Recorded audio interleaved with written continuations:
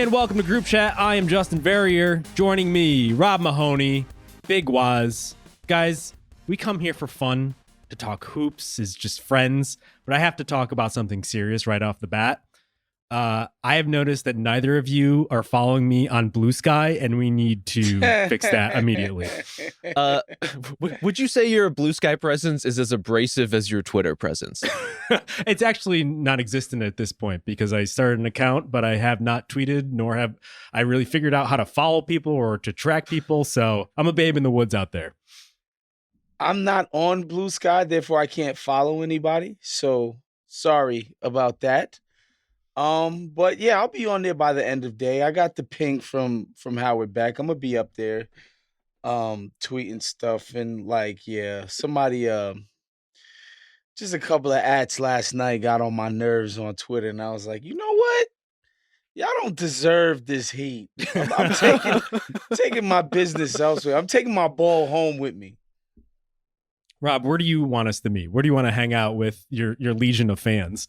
Not on social media. Well, I mean, with legions of fans, I don't think that's good for any of us. I'm in the touch grass space. Go for the real blue sky. You know what I'm saying? Like, let's get out in the world. Let's try to be people in the actual physical universe. But also, look, I am a professional in this industry, and so I too, unfortunately, will be on Blue Sky because I am beholden to this, Justin. I am an addict like the rest of you.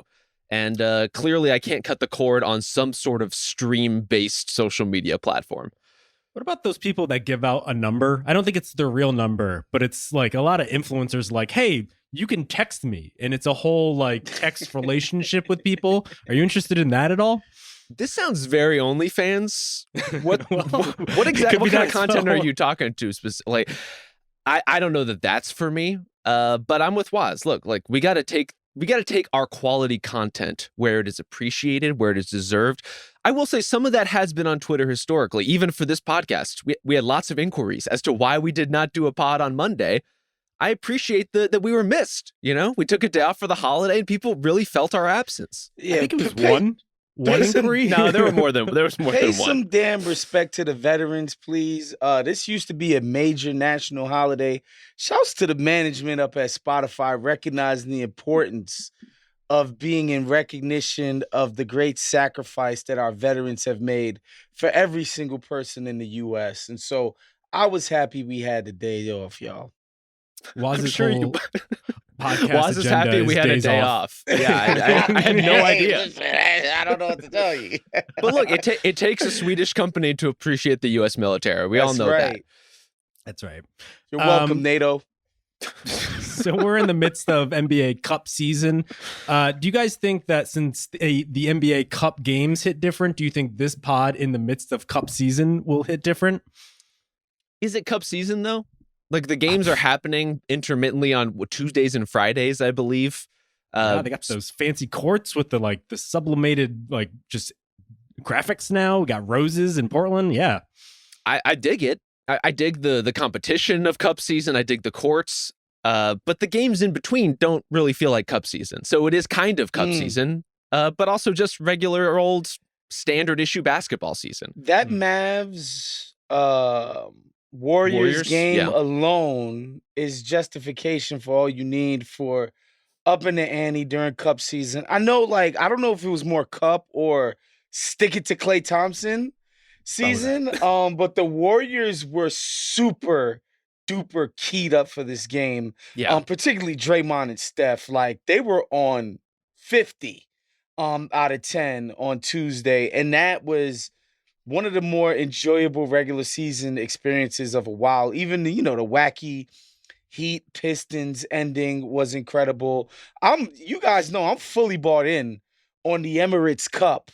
And so shouts to the NBA for putting this together. We knew we can count on you to get the branding right. Yeah. Woz is always paying those checks, man. Just absolutely shameless stuff. Yeah. Ridiculous. It is fun to be out there. The courts are weird and gimmicky in a fun way. It's also fun to see a lot of players out there pretend like this is a huge deal. There's just a lot of people buying in, almost as if Adam Silver has like the gun pressed to the back of their spine right there. But come on, it's a little, a lot of people trying. I appreciate the effort. I appreciate people who try, and I think we're all trying. I think we would all love for November and December basketball to mean more. And so there is a vested interest as part of the basketball community in like, look, let's take this stuff a little bit more seriously than the other games. And I think the scheduling does help in that way, Waz. Like, you're right that the matchup, Klay Thompson's return to the Bay, that's a juicy piece of basketball to put on television. In theory, Knicks Sixers is a juicy piece of television to put on after their playoff battle. And so it's like the more you can get those sorts of games in the mix as the sort of like cup groupings allow, I think the better off this stuff is going to be. Rob Mahoney, bought and paid for by Emeritus. You could follow him at Rob Emeritus Mahoney on Blue Sky. What? Emeritus. What is it? What? Emirates, my guy. What are you doing? Well, Lord have my mercy. God. Somebody's clearly never domestic. been to Abu Dhabi before. Not yet. If we try hard enough, maybe they'll get me over there. All right, let's since we're talking around the Knicks, let's get to the matter at hand here. The bit today is, who are you? Not just you as podcasters, but these teams that we're going to talk about, teams that are kind of out of sorts to start the season. We aren't totally sure what their identity is, or they had an identity, or we thought we knew who they were to begin with. Kind of shifted over time. Rob is looking at me quizzically as if he could see me just reach in order to try to put this all together. But that's the bit. Any questions? Oh, well, I was promised an audio drop. Oh, so we didn't do anything in advance, but I think I could do a live performance for you guys. I would love that. Who are you? Ooh. How's that? Thank you, Justin. It was exquisite. I really want to know about the New York Knickerbockers. Let's just clip that. Save that bit Guys, for later. Zay Drop is it whenever trying we to need. eat a lunch/breakfast right now as he produces the pod, and Justin is about to make him choke on his freaking meal. Live drops. That's where we've progressed to now. Is there a generation of people for whom that is just isn't that the theme song of like one of the CSIs or NCIS or one of those procedurals? It's the Miami one. Is it the Miami one? Miami, so. and also it used to be in like car commercials or Oh, whatever. for It was sure. in all kinds of commercials when I was growing up, man. Shouts to WPIX, Channel 11. I guess what I'm wondering is there a demographic that is watching CSI Miami that is young enough to not be familiar enough with the original song to think that, oh, this is the CSI Miami song? Yeah, I think they're all on Blue Sky and they're listening to this podcast right now. Wait. No actual young people are on Blue Sky. It is strictly millennials. Like, Okay. strictly old enough to be ingrained in social media, but not young enough to be on Snapchat. That's really where it is. There you go. That'll save us. All right, let's start first and foremost with the Knicks, a team that I think we're all kind of watching curiously as they go through the start of their season. 5-6. Rob, to a certain extent, they kind of are who we thought they would be. Electric on offense at times. Defense has been pretty bad. I guess I've been struck by the extremes thus far. They've seemed better and more consistent offensively than I thought they would be to start the season. Defensively, they've been horrid at times. Yeah, I'm surprised at how quickly they have become a cat team. And I mean that not in the sense that he's their best player or their most important player, but like, they have kind of taken on his playing identity in a lot of ways. They have to outscore you with brute force offense, just like raw point totals, or else they have no shot on defense. And some of that is Cat himself, I think, has been awesome offensively and really just like a crucial lifeline for a team that needs a creator like him. And also maybe the worst full-time rim protector in the entire league. Like, just is giving absolutely nothing back there on a team that already has a lot of gaps to fill, already is shallow when you go beyond the starters. And Mikal Bridges, we should say, just has not played up to his level. Like, it brings me no joy to say that Wingstop can be officially retired, put to Lord bed have before it even mercy. started, Oh my unless God. we want to talk about Mikal Bridges specifically getting absolutely fried out there. That is the only way in which this is working and applies. But it's been tough sledding, I think, for their defense overall. And here's the thing, Waz, I don't know how it gets that much better. I think Mikal can play a little better, but overall, these are kind of their problems. Yeah, they need to change it to pit stop because Mikal Bridges is a pit stop on the way to the rack. It's pretty Ew. embarrassing how badly he's getting cooked out there. And look, 20th ranked defense. I'm sorry, they have more defensive talent than the 20th ranked defense in the league, even with Karl Towns being the piss poor rim protector that he is. Because again, we saw it in Minnesota with Ant Edwards and Jaden McDaniels, right? It was like, look, we have incredible wings. They have to sell out on defense in order to protect Cat, but like that was good enough to get them to like 12th. We're not saying this is going to be a top 10 dominant defense in any way, shape, or form, but you don't have to be bottom third of the league. There's no reason for that. And it just makes me feel like there's not a sense of urgency at the moment. And I think guys just got to try harder, man. Like it has to be a team effort in terms of getting this thing to above average again or close to average. It's never going to be incredible unless they're able to swing a trade or Mitchell Robinson, quite frankly, is able to play more minutes because Cat has already learned how to play defense next to an elite rim protecting center. And then now everybody sort of slots down on the defensive pecking order. And I think they become like a real freaking defense when that happens. But as it stands right now, they have to be able to tread water. And they're only going to be able to do that with more effort, man. Like, it just can't be this. Yeah, Precious Achiuwa isn't out there either. So their bench is really Deuce McBride and stuff. Like it's occasionally Campaign, it's occasionally more Jericho Sims, and then just like a host of other guys that you thought might not still be in the NBA. Like Matt Ryan is out there. When you're panic signing Matt Ryan, it's not good. Not a good sign. Because they don't have the finances to even sign him outright, so they drafted him in the G League draft, and also Landry Shamet, same thing, is ultimately going to join the Knicks when he makes just enough to where they can bring him to the big boy club. And so it is kind of a mess in that regard. I think the concern is that like the defensive like issues that they're having aren't really depth concerns. It's actually the starting unit that has been getting absolutely toasted out there. 122.3 defensive rating for this starting unit. I think it would have been fine for Cat to be your lone rim protector at the very least if your wing defense was up to snuff, but I think this ultimately brings us back to the Mikal Bridges conversation. It's just they traded all of those picks, and I just assumed that they knew something, Rob, about Mikal Bridges that we all didn't, that they could find a nice version of him where, yeah, he would be the stopper he was in Phoenix, but we could have a version of the offense that he was in Brooklyn. Maybe it's not to that volume, but there was another level to him. He's been bad on both ends at this point.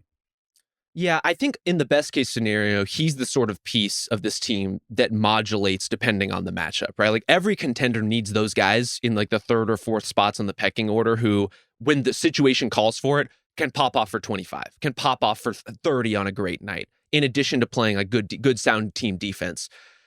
I think that the defense has been the more worrying thing for me because overall offensively, like, look, we should say, zoom out. The Knicks, although they are under 500 presently as we're recording, are lights out offense and are busting teams up in general. Like they are a winning team on balance by point differential. They just can't stop anybody. And he has to be great for them to be able to stop people consistently. Like there is no way to the sort of like league average benchmark that Waz was laying out if Mikal Bridges isn't great.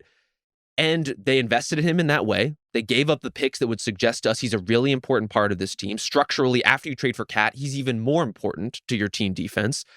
And the reality of some of that is I think Mikal is a really good defender and maybe has been a little bit overstated historically, has been maybe just put a little bit too high, where OG to me is one of the very few like wing perimeter guys who is a game-changing defensive force. I don't think Mikal is that.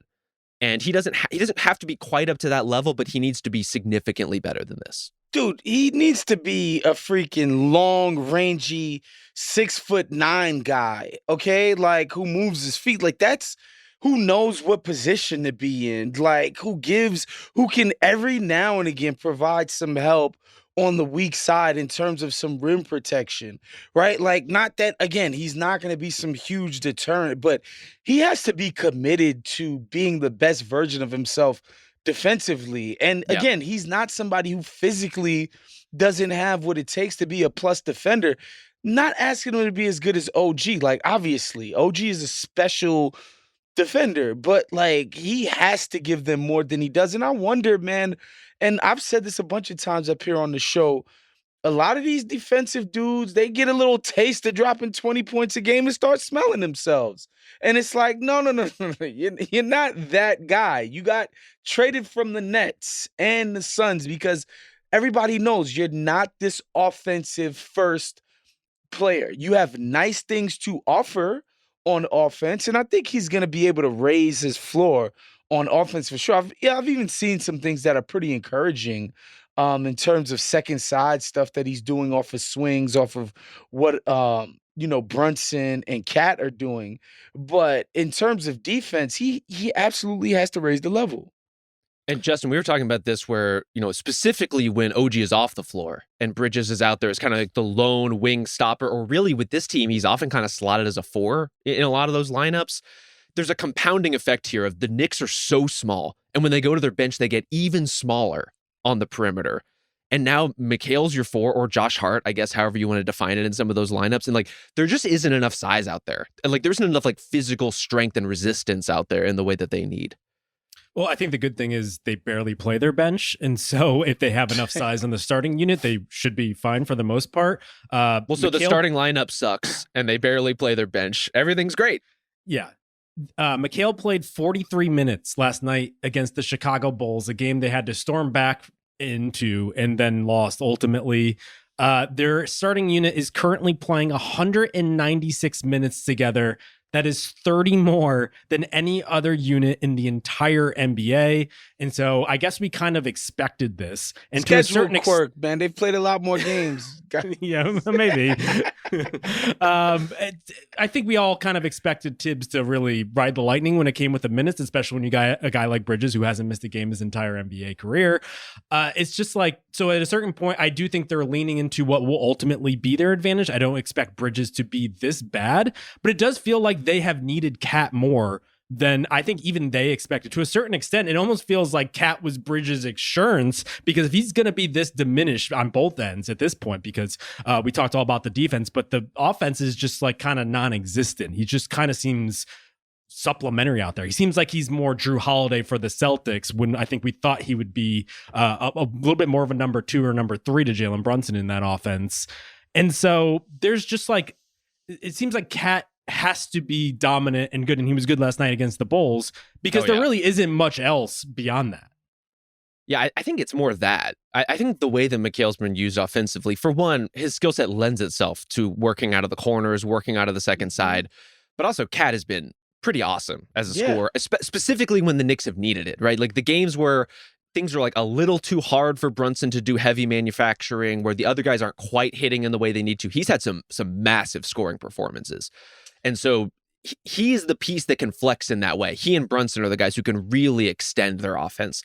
Mikal Bridges is going to do a little bit more here and there, but he's never going to be that kind of offensive threat for a team like this. 5 first-round picks, though, was first-round picks. It matters the team you get sent to, right? If he's going to be asked to be some number 2 scorer, initiate offense and soak up possessions, I think that's a mistake. If he's going to actually be his best version on defense, then complement depending on matchup, which I think is funny because OG, and again, he got traded last year, he's so much better at calibrating when to attack, when to just take the corner 3, when to, find a size disadvantage from the other team and just post a guy up and get fouled that way. He's so much smarter about when to deploy each one of those individual offensive, attacks that I don't know, Mikal Bridges, he just hasn't figured that out yet, but I think there's stuff there. And the reason why I feel confident about it is because, one, defenses are being put in bad dilemmas in the sense that if you switch a Cat and Brunson pick and roll, Brunson can smoke a big off the dribble. Oh, yeah. He's good enough to do that to 9 out of 10 NBA bigs, so you can't do that. And you go under on Cat, woo, child, he is pulling that thing immediately. And so they're already putting defenses in a bind, and I think that's manifested itself in a top 5 offense, right? All the other stuff like Mikal and OG and even Josh Hart are going to learn how to do in terms of crashing the boards and cutting and doing all of that stuff off of that. Action is going to come. I'm not worried about the offensive end. I'm not worried about the jumper. I'm not worried about that stuff. That stuff will come and it'll take some time. But the thing that is allegedly travels, Rob, that's what I've been told my whole life. You might have a bad shooting night every now and again, but defense, man, you could take that anywhere. Apparently, not for Mikal Bridges. He forgot his defense over the goddamn Manhattan Bridge. He lost it in crosstown traffic? It's that easy? That's exactly what happened. Damn. I think my concern, though, is it seems like they're setting up if the defense doesn't get back to average, and it's very well could. We're only, 11 games into the season for the Knicks. It feels like they have to be one of the best offense, if not the best offense in the league, in order to make up for the rest of it. And I didn't think that they would be in this sort of predicament where so much was riding on the offense. I thought the offense would be very good, but it would just be good enough that they could be okay on defense. And the fact that we're already in this kind of gripping things a little too tightly doesn't feel good if you're a Knicks fan. Yeah, I think what hurts about that from a Knicks perspective is the motivation of both of these deals was to take some of the pressure off of Brunson specifically and to make it so he doesn't have to have these Herculean nights every time out for you to have a chance in a playoff game, for example. The balance of that has shifted because now he has Cat to help him with the offense, and Cat can have some huge scoring nights, as we've said. But what they've given up defensively and the ground that they're giving up on a nightly basis still makes it so that Jalen Brunson and Cat both have to have great nights often for the Knicks to be really good. So I don't know that the overall predicament has changed that much so far. They still are a team that is quite good, and that against the best competition in the Eastern Conference. And if there's any saving grace here, maybe that the top of the East, other than the Celtics and the Cavs, is just not very good. They're fourth right now, 5 and 6. They are, by default, they are in fourth place, and so I think they're going to be one of the better teams in the East, basically regardless. But against elite competition, they are just going to still be riding a razor's edge, and that's not what you want to hear after you make 2 blockbuster deals to shore up your team. And that's the problem. It just seems like when the Celtics went out and built a top heavy team, they became bulletproof. Their 5 was just immaculate on both ends of the floor. To go out and get this 5, and that there's still very clear-cut issues that, maybe they'll get some help on the bench, and that will help things on the margins. At the very least, it will get guys rest during the game. That will be helpful. But it just doesn't seem like everything will be solved just by getting a Precious Achiuwa and a Mitchell Robinson. And so I think you have to be worried maybe long-term if this is it and we don't have many other assets in order to fix this, that there's always going to be some sort of flaw that might keep you from reaching the heights that you thought you would. The team was flawed before these deals. Okay. I think the argument against the Bridges and Towns deals, well, you could have waited. All right, was anybody saying they should go all in for Zach LaVine? I don't think anybody thought that was the answer. Who are these other guys that would have been coming available? I know everybody's having a Giannis pipe dream right now because the Bucks are stinking the joint up. That shit is revisionist history as hell. Nobody thought there were these better superstar big swing options out there. Let me throw this at you. Would you have rather done one of the trades as opposed to both? Because I could see a world where Bridges makes a little bit more sense in the old version of the Knicks, where it's a bunch of dogs and depth. And I could also see the depth helping a Karl Anthony Towns version where you could probably supplement what you already have in Bridges with DiVincenzo and some of those other guys. I'm always gonna be with trading Julius Randle. Yeah, I'm sorry. It's hard for me to see that as some net negative that the Knicks did, because I just don't think Randle is as complimentary, especially on offense anyway, where I think they had the biggest problems last year. Obviously, we just said the defense has gotten worse, but I think their most fatal of flaws, especially in the playoffs, was the offense. This idea that this, 5'11" dude was just going to, 35% usage his way through an entire damn postseason. That just didn't seem like a smart path forward, right? And so I think the Randle deal is something I would do to 8 days out of 7 of the week, okay? And so, yeah, maybe it's easy right now to look back and say, wow, all of those picks for Bridges was a disaster, but I think there's still time to make this way better than what it is right now. I think there also, is too. I don't want to underestimate Precious and Mitchell. those two guys are really good defensive players. Yep. That would really help them right now. And Precious can switch. Mitch can defend the rim. Like, they are the kinds of exact things that they need. I both address kind of the size concerns we've laid out too. The interesting part about the Mikal Bridges sort of revision, like that we're going through here, this exercise, like, would you do this again, knowing what we know now? They didn't give up any current day players of import. And so like they would have had the flexibility and the picks to make moves, but the conversation we would be having now is like, okay, so what trade do they make? And ultimately, if you play that out to the deadline, are you getting anyone better or more promising than Mikal Bridges? I think probably not. Zach LaVine looking pretty damn good right now. Well, he certainly is, but he's also exactly not what they need. Yeah. Right? Like he's not solving their defense. He's just I agree with you on not giving up any players, and that's why the Bridges thing did make sense. I might only do that one as opposed to the Cat trade. I still think there is a version, as you guys are mentioning, where this team can be very good. It just seems like maybe they lost something in the transfer that like we just haven't figured out yet. It just seems like they just don't know who they are at this point.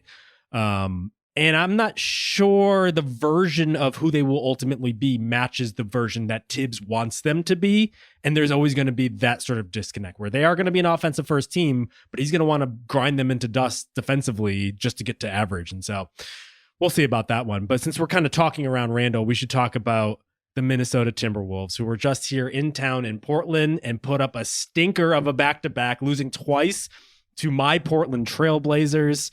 It's funny. I went to the first game, didn't go to the second game. And in the press conference before the game, Chris Finch was like, yeah, this next couple games, we kind of need to figure out who we are.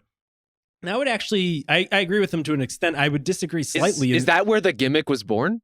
No, I was singing about this 2 weeks ago, at least. So it was really just to match me singing the song with something. So there you go. That's how the magic is made, friends. I think this team decided who they were when they made the Cat trade, which is that they were going to put all their weight behind Anthony Edwards' ascending star. And I think you're probably seeing some of the results of that. Whereas like this team, when they're clicking, looks electric on offense in a way that they weren't under Cat. Like they're firing away from three. Ant has had very good games. I think the problem is Ant has also had a couple stinkers, and he can be a little too loosey-goosey, and that's why you've seen the turnovers becoming, if not one of their biggest problems, and certainly probably their biggest problem. And so I just think like that compounded with the fact that he no longer has the safety net that he had before, not only with Cat, but also Mike Conley being slowly diminished. He didn't play on the second end of the back-to-back because he's old. It just seems like a lot of what they're hoping for is Ant to carry them through this next wave of who they are. And it just seems like he's not there yet. And the guys supporting him probably aren't as sure-handed as some of the guys came before him. So Rob, what do you think about the Wolves thus far? I think there's kind of two problems that are tangled up, but are kind of discrete in their own ways. One, I agree with everything you're saying about the turnovers. I think some of it's just like precision and focus and gameplay and execution. Going from a team that's like running through an actual point guard in a lot of respects in Mike Conley, to Ant freelancing a lot of stuff, trying to learn on the fly, Julius Randle playing Julius Randle style basketball, which is a little bit fast and loose and always has been. The other part of it, I think the Wolves have a real motor problem right now. Like this is a team that has not been taking games seriously enough. And this is what happens is you lose to the Trailblazers twice in a row. But I wish I could say it was only those games. And I wish I could say it was Julius Randle. But I've seen enough Wolves games this season where Julius Randle looks like the only guy playing hard for the first three quarters. And then everyone else like, okay, I guess we have to try now. Minnesota is not good enough to play that way. They're not deep enough to play that way.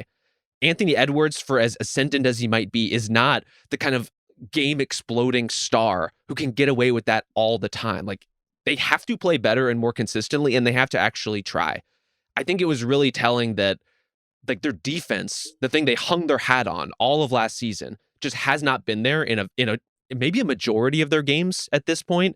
It's as if they forgot what it takes to be one of the best teams in the league, and certainly one of the best defenses in the league. And on the one hand, that should be changeable, right? They have everything that they need to be a really high-level team.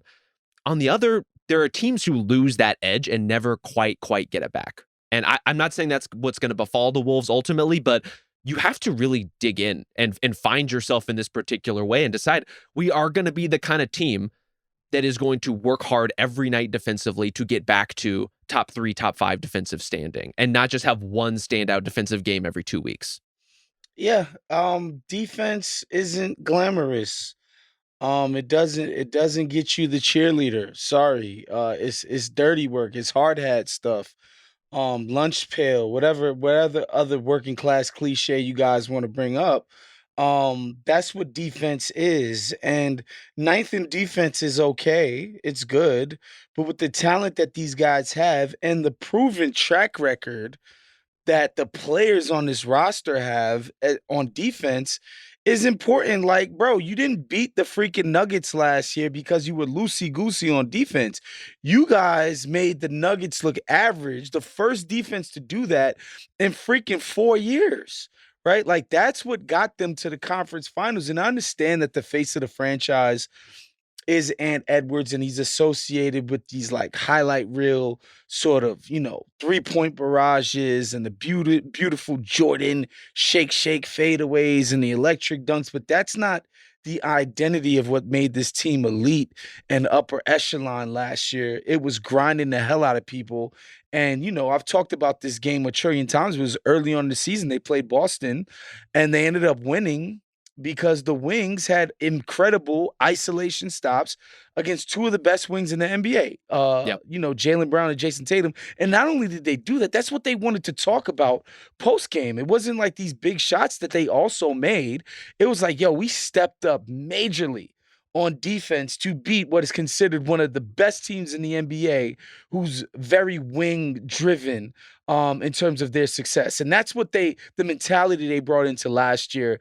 And so, like, to see them come into this season in a malaise and just be like, we know how to do that. We'll turn it back up. That's pretty disappointing. At the same time, they are incorporating a big new piece. If you guys do remember several, we should say, like DiVincenzo's a huge piece of this team too. DiVincenzo's a big part of what they're doing now too. And we remember when they brought Rudy in for year one, that thing took forever to get off of the freaking starting block. And so, I'm not too concerned, but like they do need to get back to being that nitty gritty, black on black Air Forces type of team. And get back to their real identity. That's what Rob was going to say about them, actually. Yeah. I had that queued up. Are you reading my notes? Ironies of irony is that Dante DiVincenzo has been the new addition that's struggling right now. He just can't hit anything. He's still taking them at volume, shooting 31% from 3. Also growing what seems to be a depression beard because it's noticeably longer. The season is upon us, my friends. We're getting there. You go from being the man in New York City in the Garden to goddamn Minneapolis, St. Paul. I tell you, boy.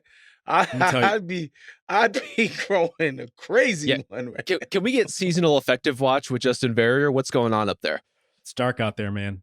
But I feel like I'm in my element. I was born in the darkness. I'm just I came out of the womb wearing a cardigan, so we're good here. This is a Bane-heavy podcast, surprisingly.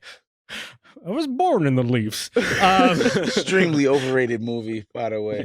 The Dark Knight Rises? Yeah, the Bane Batman is bad. That's a bad movie. I don't know that it's overrated. It seems pretty mixed. Certainly has its defenders, but I'll stand up for Bane though. Tom Hardy brought it. Dante DiVincenzo is only shooting 31% from 3. I will not stand up for Justin Verrier's Bane. That's a different question. We'll work on it. I'm really getting some voice work done in this pod.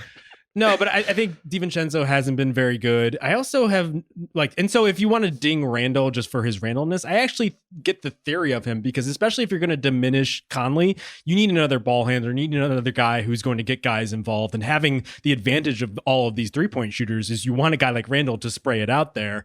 I've been pretty disappointed in Jaden McDaniels because it seemed like he was ready to hit another gear. Offensively, he's been terrible. And even if you look at some of the lineup data, the defense hasn't been there as well. He was pretty good in the first game where I saw live against Portland. But if you're going to ding Anthony Edwards' effort and his lack of doggedness, I think McDaniels has had that in spades, actually. He's had the kind of season where the standout efforts that you guys identified, the Celtics game and that one Blazers game, like they're more exception than rule for the way his season has gone. Like he looks like, to be totally honest, a lot of these nights you tune into the Wolves, a shadow of himself on defense. And this was a guy who was one of the biggest, rangiest, most versatile wings in the league. And he doesn't look anything like that. And that problem is compounded in some of these games. The Blazers, case in point, the second game against the Blazers, Portland had no problem and no fear challenging Rudy Gobert at the rim. And both of those things cannot be true. Like, Jaden McDaniels has to be locked down. Rudy Gobert has to be intimidating. If both of those things work, you're one of the best defenses in the league again. If both of them are off, this is where you find yourself struggling to kind of get your footing under you on that end of the court. Do you guys think maybe some sort of lineup rejiggering is in order here? Because one thing that they could toy with is maybe diminishing Conley in the starting unit, maybe getting more defense into that unit. They did that. They put Nickeil Alexander-Walker in the second game into the starting unit in place of Conley. Did not go well. They also got kind of run out of the gym in that game. I mean, I think you could put DiVincenzo there more, maybe ease him in a little bit more, as opposed to taking they were giving him a little too much on his plate in the second unit. The numbers with DiVincenzo as opposed to Conley are much better, plus 6.1 with Conley -3. And so there is maybe like small things to do on the fringes, but I agree with you. There just seems to be something a little bit more emotional going on here that they need to figure out. They kind of just need to get tougher and find who they are with these new pieces, or lean more into that direction. Be the offensive, just versatile, just all these new components here. Be that team, but just be the best version. And they have been really good on offense until these two games. I think they were top 8 or something like that. I think there's still that ceiling, but clearly, like, they need to clean up a lot of the mess in order to get there. And that's the kind of thing that I think can look a lot better 4 months from now, right? If you're going to invest long term in the idea of Ant being your primary creator on more or less a full-time basis, with or without a traditional point guard next to him, and Julius Randle being this central to your offense in a facilitating capacity, that stuff will iron itself out a little bit over time. And I think the turnovers will come down slightly. I'm not saying it won't always be a problem, because it very well could be. Like, this could be that kind of team. But the hope would be, if you invest in that idea, that you can clean up some of the stuff around the edges, that you can improve the spacing, that you can improve the flow. They have the players to do that. But it requires on really high-level decision-making from guys who, to this point, have not been the highest-level decision-makers. Really incredible athletes, really incredible scorers, really impressive players all around. But crisp, clean decision-making has not been Timberwolves' offensive basketball of late, this season and even last. Yeah, so this is the team. Nickeil Alexander-Walker play sticks into my head where he was harassing Jamal Murray 94 feet just 5 months ago, ripping his ass in the half court, in the back court. Like, these guys were freaking hyenas on defense. I hate to break it to Minnesota fans. Y'all not going to figure out how to be a crisp, oiled machine on offense for a little while now. And taking Conley out of the starting lineup is not going to aid in that, right? Like, you're not asking these guys to play to their strengths on offense when you ask Ant and Jaden to, like, become better decision makers and facilitators for Julius Randle and Rudy Gobert. Now, Randle, he's had some nice interior passes. Like, Randle, I think he was. We were waiting for this. I think he was talking a little bit out the side of his mouth when he said, "Hey, I'm a great passer. Just I haven't been asked to do it in years." Like, all right, relax, Tragic Johnson. But, like, I think it's gonna take a little while before they can really get that thing going. And so I think it is incumbent upon them to take the defense way more seriously. I'm kind of a believer. I do think they raised their ceiling by getting these guys in there to the point where the offense doesn't feel as gummy and sludgy as it did in the past. I think they just need to figure it out. I think they need a month or two to maybe iron out some of the mistakes here, maybe mess with the lineups just a little bit. Mm-hmm. I will also say I was one of the guys wondering why Rob Dillingham isn't playing. I think we know why. Get it now? Yeah. Because that guy is just chum in the water when he is on defense. Yeah. He looks like he's like so slight. Yeah, he looks like one of these guys at halftime when they throw out the 12-year-olds playing basketball. It's just like he just stayed on the floor and no one got him off there. And he doesn't have the Ish Smith grown man strength, like he's just not that type of little guy. He's got a long way to go. I think clearly the burst is exciting and what he can be off the dribble is exciting, but that itself is dependent on good spacing and good flow and him knowing how to navigate an NBA-style offense. And all that is going to be a long-term work in progress for him. I'm with you, Justin, that I think the Wolves are going to be better. Like, it would be crazy to doom them now based on these habits and these problems. Ultimately, I think their bigger issue is that the West is very deep, and that even if they are better, they could end up maybe in the play-in group or at the bottom end of the playoff of the like guaranteed playoff spots. And either one of those things could be an issue for them. They are one of these teams that I think can really benefit from having actual home court advantage, and we'll see if they have that in them this year. Well, let's flip now to a team that we thought might be in the play-in as recently as like a week or two ago and might just win the West at this point, considering the way they're playing. That's the Denver Nuggets, winners of 5 in a row, the longest non-Cavs winning streak in the NBA right now. I don't even know if you can call the Cavs winning streak a winning streak. That's just their season at this point. They just haven't lost. Facts. But the Nuggets look completely different, and somehow no. I would like to hear Justin Verrier wax poetic about Nikola Jokic. That's how I would like to begin this conversation. I was just about to do that, where it's like even Jokic looks different. We thought he was already the best player in the world just based on what he was doing previously. Seems like he's found another gear. I didn't know that a 3-time MVP could take a leap, but he's currently averaging about 30, 14, and 12 for a 7-3 team. Light Seems work. pretty good. Yeah. You know what's so funny is that early on in the season, Justin hit the group chat and was like, I think the fix is that Jokic has to come out and drop 35 points a game, right? And I think that's close to what's happening. Like, he's just dominating possession a lot more because he has to. And I think the young guys who I love the young guys. They got a lot of spunk. When it comes to Strother, it's damning praise. They got a lot of spunk. They're very plucky, but they ain't got shit else. I'm telling y'all, that's a little harsh. You're a Hunter Tyson guy? I don't know that I'm a Hunter Tyson guy. Is letting it fly unconsciously. Yes. He's definitely gotten the memo that's like, look, kid, like, in order for our offense to sort of become less constrained and more expensive, defenses have to think that you're willing to take and make a bunch of crazy ass shots. So he's gotten that memo. But yeah, I think it's just Jokic just taking the responsibility to just like, I just have to do more. I have to do way more to keep us afloat. And that we know that's not his nature. And the Nuggets notoriously, shouts to my guy Kerm just walking through the studio. The Nuggets notoriously like to start the season nice and slow. They like to ease into things. They like to sort of stretch their legs and be like, all right, the season started, but we're getting to what we need to get by All-Star break. We'll have something figured out. But I think they saw pretty early on that if they tried to cruise through this early part of the season, they would get waxed. And so, yeah, they've had to turn it up faster. Yeah, Jokic is, what more is there to say about the freaking guy, Rob? Yeah, I'll do credit to them for turning this around so quickly. A genuinely impressive thing to do when it feels like the start of the season is getting away from you. And a lot of that really is just Jokic deciding that he's going to be the best micromanager in the league if that's what it takes. If it takes him being this involved, him being willing to do it is not a small thing either, right? Like the situation demands it, frankly, given the roster. Jokic reminds me of somebody I know who just doesn't like to do extra work. It's crazy. Who is that? Honestly, the source of Waz's affection for Nikola Jokic has never been more apparent. Just hit the horse races, whenever he has free time. Hey, be great when you're asked to, and no other time besides that. Well, he's certainly been great. I think has been absolutely ridiculous, and he always has known exactly which levers to pull to make this shit work, regardless of what players are around him, regardless of the state of the season or the opponent.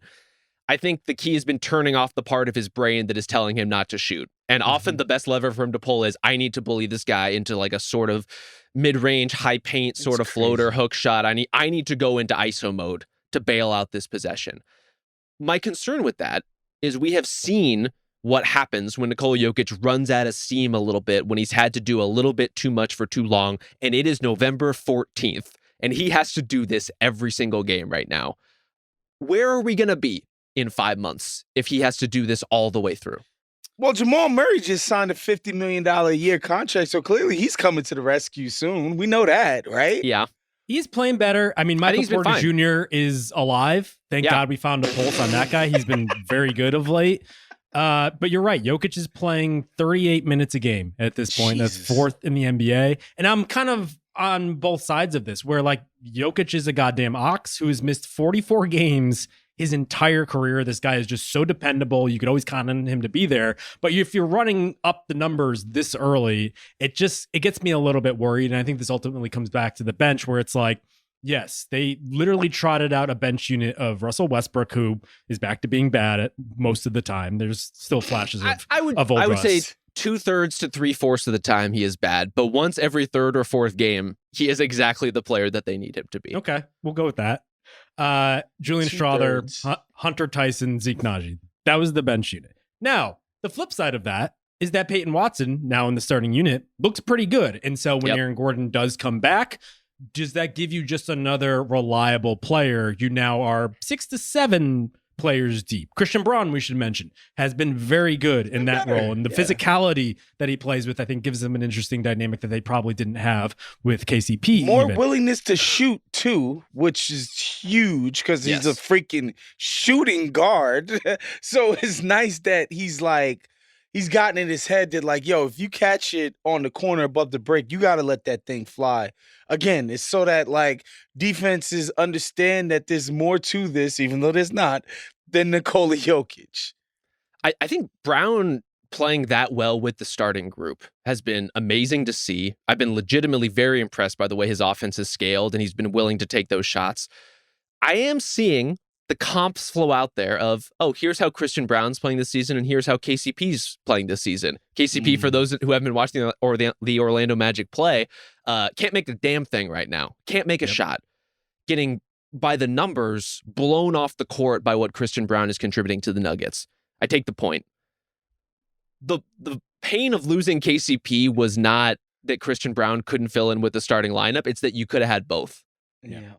And that's where bringing Christian Brown off the bench right now, or KCP off the bench right now, if you prefer, would be quite a luxury for a team in this position, to not have to ride with the ups and downs of Julian Strawther shooting, to not have to live and die with the Russell Westbrook experience, to not have to, play this game with Peyton Watson where you're trying to figure out, okay, what do we even do with him long term? Like, Aaron Gordon is out right now, so he's clearly starting for that reason, but he's quite promising, quite good. They're trying to figure out what to do with him. Everything with the bench is complicated, and you could have had one more guy who you could at least rely on, even though he's not shooting that well this season. That's kind of where I feel the absence of guys like that. And I don't want to keep bringing every Nuggets conversation back to like what they did in the offseason, because at some point we just have to move on. But they are a shallow team. And the reason Nikola Jokic has to do as much as he does is because they are a shallow team. So I'm just happy that, look, I was at an all-time low after the playoffs of Peyton Watson stands, because I had, oh my God, did I talk this fool up last season? But I'm back, okay? Yeah. Like, I'm back. I'm back to watching this guy. When he puts his imprint on the game defensively, to me, that's when I'm just like, okay, now I see the Calvin Booth, vision, man. I saw him at one of the bars at what hotel? At the Cosmo. Calvin Booth or Peyton Watson? This is during Summer League, and I was tempted to walk up to him and ask him about the offseason, but like I wasn't enough vodka sodas in to do so. So the story is that you almost went to go talk to Calvin Booth? There was points early on in this season where I wish that I had, but he's back on the right track with me, y'all. Okay. Was Peyton Watson back on the Pippen track? Are we at that point, or are we a little bit more? Maybe not the Pippen track. Maybe the Sean Elliott track. Okay. I mean, that's pretty good. It's a good track. I don't mind that track. Yeah, I mean, listen, the Nuggets are playing really well, and credit to them. I think we're all just a little concerned, because the only thing worse than just not giving Nikola Jokic enough help is actually riding him into the ground because they don't have enough help. Yeah. And like, maybe this guy is just impervious to injuries. He has been thus far in his career, but we've said that about a lot of guys. A lot of guys have gone down in part because games are harder than they have ever been to play. That's not just rest warrior bullshit. It's like, guys, there was just a rash of superstar injuries as a result of this. It's just like, games are going longer, games are harder, athletes are better, and to be playing Jokic this much, this early, is concerning and something we're going to have to track. Yeah, I think Aaron Gordon kind of can't get back fast enough. Not because Peyton Watson isn't good enough, but they just need more live bodies out there. Yeah. Also, the center depth is atrocious. Like, we thought Saric might be able to supplement a little what Jokic did. He's been bad. And so they've had to turn to guys like Zeke Naji. For some reason, DeAndre Jordan is just still getting checks in this league. He's just hanging out on the bench. And so to not even have any sort of center minutes coming behind him is really tough. Respect the wily veteran paycheck, y'all. Please, you need a locker room guy. The personality hire. Yes, you need a veteran that's going to show the rooks, like, this is what you do on the road, this is what you do with this. We need more of that in the NBA, not less, Justin. That's what they said about me. Personality hire. Did they? No, I was the micromanager. No. You're the Jokic. You're just wheeling and dealing. That's right. We're all a little bit Jokic today, I would say, you know. Rob with his post moves, Waz with his interest in horse racing, I guess. Last team on the docket here, the Miami Heat, 4-6, losers of 4 of the past 5, and one of those was a wild ass comeback against the Minnesota Timberwolves, a team we just talked about as not having an identity themselves. Rob, one of them was maybe the weirdest game of the season in the overtime loss to the Pistons, in which Eric Spoelstra tried to take a timeout he didn't have. There was a completely blown defensive possession to give up the game-winning lob. Was it Ron Holland that bricked 2 free throws that could have iced the game? Just legitimately one of the strangest games I've seen in years. Jalen Rose giving just an all-time meme to the culture there. Completely. He had a flashback. That he needed a trigger warning for that timeout from Spo. Legit. But maybe even weirder than the outcome of that game is the fact that the Heat were in an overtime game with the Pistons in the first place, and they allowed those guys to score on them. And the reason they were in overtime is they literally could not get stops. They could not contain the ball. I don't know what's going on with that, right? The Heat offense has always been a bit mercurial, you know? You can never quite count on it to be what you expect it to be. In this season, I think in some good ways. Like, Tyler Hero has been legitimately surprising and explosive, and I want to circle back to him. But what is going on with the Heat defense? Will they ever be better than this? I don't know. I kind of think in the larger who are they conversation, they're a mediocre team through and through that feels like ultimately they might just be a mediocre team. I think there will be a little ebb and flow to where they're ranking on both sides of the ball. But I don't know that they have what it takes to get to the standard Miami Heat, like 5th through 8th on defense this year. I don't see that in this group. The nerve of you losing faith in Coach Spo, man. It's only 10 games. I can do the math. A Portland legend, my brother. This guy's claiming Portlanders who moved 40 years ago. Yes. Yeah, the defense is horrible right now. It's just uncharacteristic in how bad it's been. I just always believe in Spo's ability to figure out a way to piece together like a competent defense. The Tyler Hero stuff, although not quite Devin Booker yet. I mean, still. he's been at that kind of level. Like, yeah. He's playing at that level for now. I just think that with the defense, I think the defense will eventually come around. I think Jimmy has it in him to play much better than he has. Although, hey, brother, you were freaking crying about a contract extension. It's time to pick this thing on up if you're, going to make a point about actually having that happen for you.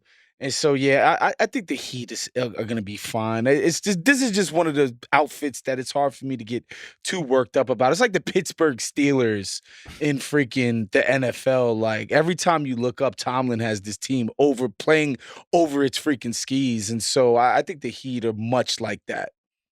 I think this is a Tyler Hero conversation, first and foremost, because Jimmy Butler not around anymore. Trade bait? He's past 2 games with an ankle, might be trade bait, but first he would have to play a full complement. No, I'm talking of about games in order Hero. to do so. Oh, Hero? No, I think he might be their most important player at this point. Yeah. Wow. And it's to the point where it's weird. like, I think they just need something to hang their hats on. They need some sort of juice on both ends of the floor, and Hero has been that. And so this team is slowly leaning more in his direction. He had 40 the other night in that OT game against Detroit. The problem is, the offense is more. There's more to do there when Hero is flowing. But the problem is the defense is so bad there, to the point where when Hero's on the court, the defense is awful, 117.6 defensive rating. When he's off, 97.4. that's as good as the 0405 Piston Okay. Spurs. In who how we've many? talked- What kind of sample size are we talking about? I did not look up Wait. the minutes. Okay. But I mean, it's probably been like 100 or so minutes, you would imagine. Yeah, It's just yeah. like, I do think like he is the push and pull with this team where he represents the good that's happening when it happens. But also, I think it is kind of taking something away from them defensively. And honestly, even the offense, though he himself has been great, they have sort of an issue right now where the starting lineup just like does not work. Right, the starting lineup that they initially trotted out with Jovic at the 4, with Butler and Bam and Hero and Terry Rozier all together does not work. In particular, Jimmy and Hero and Rozier just do not complement each other right now. Mm-hmm. Rozier is just like hasn't given them the pop that they needed to make that backcourt work, and he is taking stuff away defensively. And so you've kind of disrupted who you were trying to reach for Rozier to juice up the offense and try to kind of compensate for what Jimmy hasn't been able to give you. Totally. And the result of that is these 3 guys on the perimeter who are all like kind of creators in their way, but don't play off each other at all. And when you're compounding that with the fact that Bam can't hit a damn thing in the paint right now, there's just issues arising all over the place for ultimately what they're trying to do on offense. Right now, the Heat's best course in trying to score is give Tyler Hero the ball, run a pick and roll, and try to get out of the way as best you can. That is not something I envisioned for their future this season.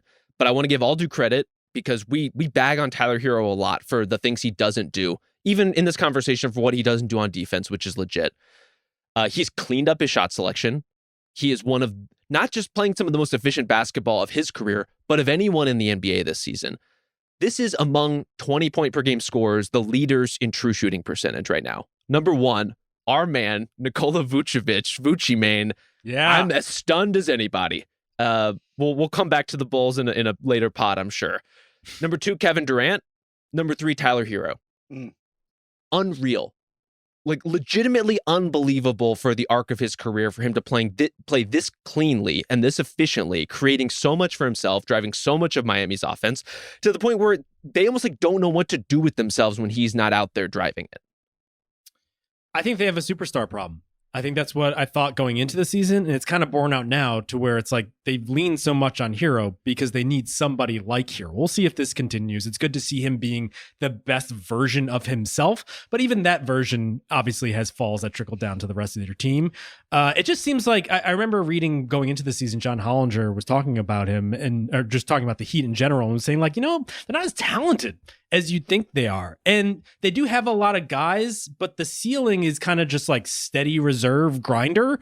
And there's only so much of that you could have before you just need a superstar to go do superstar Jimmy has to play much better in order for this team to be, what I'm sure they envision for themselves coming into the season. And just to check in on Bam 3-point watch, he has quadrupled his rate this season. He's shooting 21%. From 3, not what you want. Not good. I am a Jimmy Butler defender historically. I acknowledge there is no such thing as a Jimmy Butler season that is not weird. Every regular season with him is weird.